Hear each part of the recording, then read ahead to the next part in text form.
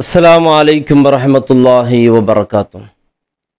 സ്വന്തം മക്കൾക്കെതിരെ പരാതി കൊടുക്കുക, കേസ് കൊടുക്കുക എന്ന് പറഞ്ഞാൽ ഇതിനേക്കാൾ വലിയൊരു സങ്കടം എന്താണ്? അള്ളാഹു നമുക്ക് തന്ന മക്കൾ അല്ലേ,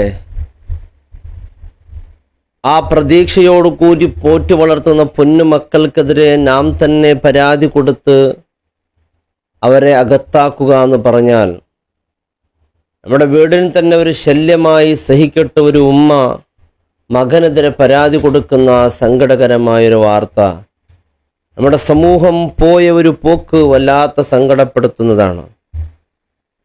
നിരന്തരമായി സ്വന്തം പെങ്ങളെ, എൻ്റെ പ്രിയപ്പെട്ടവരെ, പീഡിപ്പിക്കുന്ന,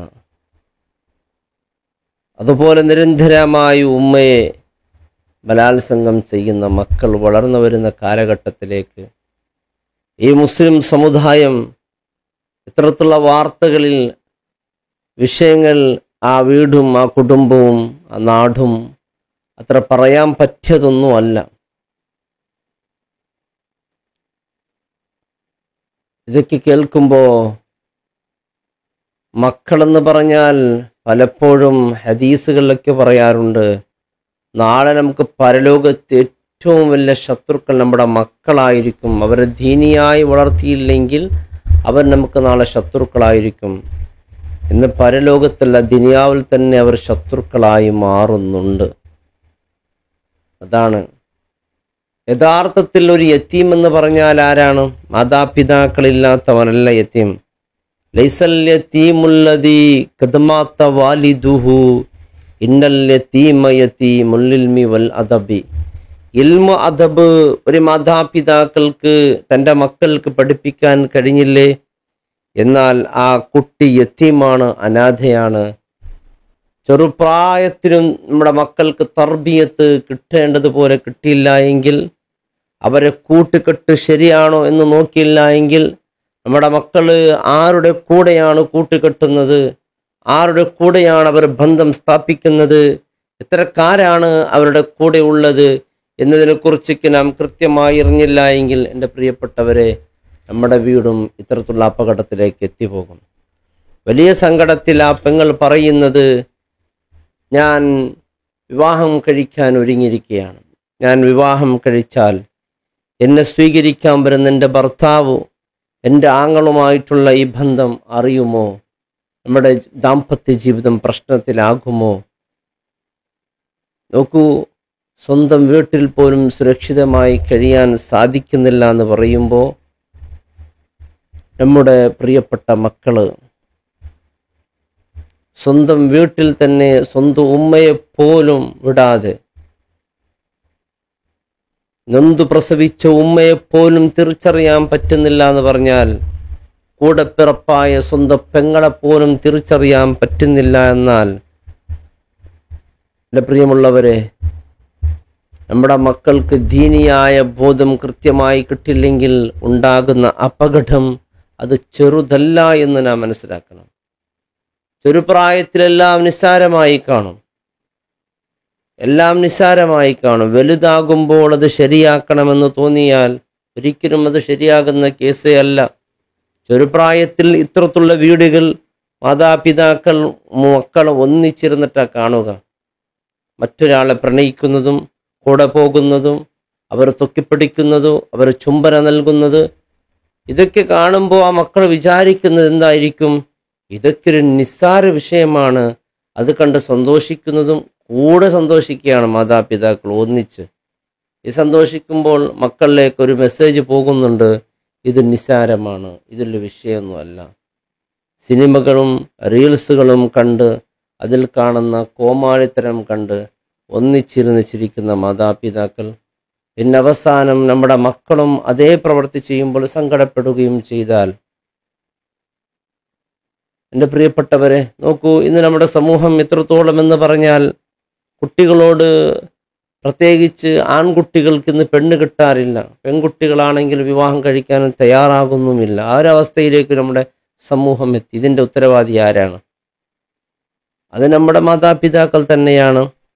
ഒരു കുട്ടി പറയുകയാണ്, എന്തിനാണ് നിന്റെ ജീവിതത്തിൻ്റെ ഏറ്റവും വലിയ ലക്ഷ്യം എന്ത് എന്ന് ഞാൻ ചോദിച്ചപ്പോൾ പറഞ്ഞു, എനിക്ക് പഠിക്കണം.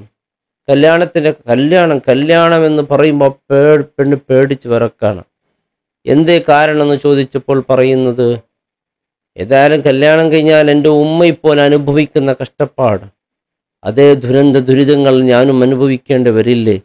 പിന്നെ ആ ഒരു പുരുഷൻ്റെ അടിമയായി ജീവിക്കണ്ടേ? എന്തിന് കല്യാണം കഴിക്കണം? ഞാൻ ജീവിച്ച് എൻ്റെ ജീവിതം ഒരു സെട്ടപ്പായാൽ പിന്നെ മറ്റുള്ളവരെ ആശ്രയിച്ച് എന്തിന് കഴിയണം? അതുകൊണ്ട് ഞാൻ പഠനത്തിനാണ് ഏറ്റവും പ്രാധാന്യം നൽകുന്നത്. കാരണം എൻ്റെ ഉമ്മയെ കണ്ട് എനിക്ക് വല്ലാത്ത പേടിയുണ്ട്. കാരണം എൻ്റെ ഉമ്മ പഠിക്കാൻ നല്ല മിടുക്കിയാണ്, നല്ല പാട്ടുകാരിയാണ്. എൻ്റെ ഉമ്മയെ കൂടെ പഠിച്ചവർ ഇന്ന് ഉയർന്ന സ്ഥലത്തെത്തിയിരിക്കുന്നു. അവർ ഉയർന്ന വിദ്യാഭ്യാസം സംഭരിച്ചുകൊണ്ട് സ്വന്തം കാലിൽ നിന്നുകൊണ്ട് തൻ്റെ കാര്യങ്ങളൊക്കെ നിയന്ത്രിച്ചുകൊണ്ട് നല്ലൊരു ജീവിതം അവർ നയിക്കുന്നുണ്ട്. അവരെക്കാൾ എൻ്റെ ഉമ്മ പഠിക്കാൻ മിടുക്കയായിരുന്നു. അവരെക്കാൾ നല്ല ഉഷാറുള്ള ഉമ്മയാണ്. ഇന്ന് വീട്ടിലിരുന്ന് ബാപ്പയുടെ അവഗണനയും ആ ബാപ്പയുടെ എല്ലാ ബുദ്ധിമുട്ടുകളും ഏറ്റിയേറ്റ് എൻ്റെ ഉമ്മ അങ്ങ് നശിഞ്ഞു പോയിരിക്കുകയാണ്. ഉമ്മയെ കൂടെ പഠിച്ചവർ, അതുപോലെ ഉമ്മാൻ എത്ര പോലും കഴിവില്ലാത്തവർ ഇന്ന് ഒരു നല്ല നിലയിലെത്തിയിരിക്കുന്നു. അതുകൊണ്ടാണ് ഈ കൂടുതൽ പെൺകുട്ടികൾ ഇന്ന് വിവാഹം ഇഷ്ടപ്പെടുന്നില്ല. നിങ്ങളുടെ മക്കൾ വിവാഹം ഇഷ്ടപ്പെടണോ? നിങ്ങളുടെ വീട്ടിൽ നിങ്ങളുടെ ഭാര്യയോട് സ്നേഹത്തോടു കൂടി പെരുമാറണം. അവർ വലിയ ഉയർന്ന ആ അവസ്ഥയിലെത്തിയാലും വീട്ടിൽ ബാപ്പയുടെ ആ സ്നേഹവും ചെറ്റക്കൊടി മതി. ചെറ്റക്കൊടിയിൽ ചമ്മന്തി കഴിച്ച് ജീവിച്ചാലും പ്രശ്നമില്ല. വീട്ടിൽ സ്വന്തം ഭാര്യക്ക് ഒരിക്കലും സങ്കടമുണ്ടാകുന്ന, എപ്പോഴും അവളെ സന്തോഷിപ്പിക്കുന്ന വാക്കുകൾ, വർത്തമാനം ഭർത്താവ് വീട്ടിലേക്ക് കയറി വരുന്നുണ്ടെന്ന് പറയുമ്പോൾ അവളുടെ മനസ്സിന് സന്തോഷമുണ്ടാകുന്നൊരവസ്ഥയിലേക്ക് എത്തണം. ഇത് തന്നെയാണ് ഇടിപിടിയാണ്. മക്കളെ മുമ്പിലോ ഒന്നുമില്ലാതെ നമ്മുടെ ഈ പ്രവർത്തനം, എൻ്റെ പ്രിയപ്പെട്ടവരെ, അത് മക്കൾ നേരിൽ കാണുകയാണ്. അത് കണ്ട് മക്കൾ അങ്ങനെ പഠിക്കുന്നുണ്ട്.